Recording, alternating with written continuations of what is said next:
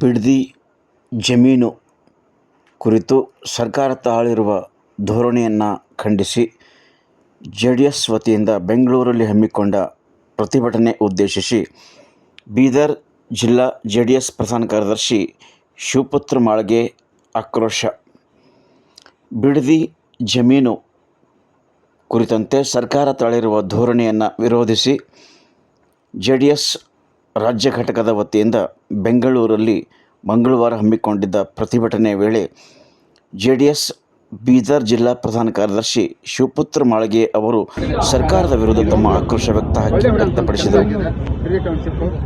ಬಿಡದಿ ಟೌನ್ಶಿಪ್ನಲ್ಲಿ ಸಾಕಷ್ಟು ಏನಂತಂದ್ರೆ ಫಲವತ್ತಾದಂಥ ಭೂಮಿ ಇದೆ, ಬಂಗಾರ ಬೆಳೆ ಅಂತ ಭೂಮಿ ಇದೆ.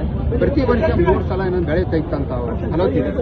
ಅದನ್ನೇನಂತಂದ್ರೆ ಇವತ್ತು ಸರ್ಕಾರ ಏನಂದ್ರೆ ಅದನ್ನು ಬೇರ್ಪಡಿಸಿ ರೈತರಿಗೆ ಅನ್ಯಾಯ ಮಾಡಿ ಅವರು ಹೊಲಗಳನ್ನು ಕಬ್ಜೆ ತಗೊಂಡು ಟೌನ್ಶಿಪ್ ಮಾಡಕ್ಕೆ ಹೊರಟಿದ್ದಾರೆ. ಇದು ರೈತರಿಗೆ ಮಾಡ್ತಿರೋ ರಾಜ್ಯದ ರೈತರಿಗೆ ಮಾಡ್ತಿರೋ ಮಹಾ ದ್ರೋಹ ಕೆಲಸ. ಕೂಡಲೇನಂತಂದ್ರೆ ಬಿಡದಿ ಟೌನ್ಶಿಪ್ ಯೋಜನೆ ಕೈಬಿಟ್ಟು ಅದೇ ಮುಖ್ಯಮಂತ್ರಿಯವರೇ ನಮ್ಮ ಉತ್ತರ ಕರ್ನಾಟಕಕ್ಕೆ ಬನ್ನಿ, ನಿಮಗೆ ಸಾಕಷ್ಟು ಟೌನ್ಶಿಪ್ ಮಾಡಕ್ಕೆ ನಮ್ಮ ಕಡೆ ಸಾಕಷ್ಟು ಜಮೀನುಗಳಿದೆ, ಮರುಭೂಮಿ ಇದೆ ನಮ್ಮ ಕಡೆ, ನೀವು ಅಲ್ಲಿ ಬನ್ನಿ, ಅಲ್ಲಿ ಟೌನ್ಶಿಪ್ ಮಾಡಿ. ನಮ್ಮ ಭಾಗದ ಜನರಿಗೆ ಉದ್ಯೋಗ ಕೊಟ್ಟಂಗೆ ಆಯ್ತದ, ನಿರುದ್ಯೋಗಿಗಳಿಗೆ ಹೊರಗಡೆದಂಗೆ ಆಯ್ತದ, ರೈತರಿಗೆ ಏನಂದ್ರೆ ಬೆನ್ನೆಲ್ಲ ನಿಂತಂಗೆ ಆಗ್ತದ, ಹೈನುಗಾರಿಕೆ ಬೆಳೀತದ, ಉದ್ಯೋಗ ಕಾರ್ಖಾನೆಗೆ ಬರ್ತಾವ, ಉದ್ಯೋಗ ಸಿಗ್ತದ, ವಲಸೆ ಬರೋದು ನಾನು ತಪ್ಪಿಸ್ತದ ಅನ್ನೋಂಥದ್ದು ಮಾತು ಇವತ್ತು ಮಾಧ್ಯಮ ಮುಖಾಂತರ ಹೇಳ್ತೀನಿ.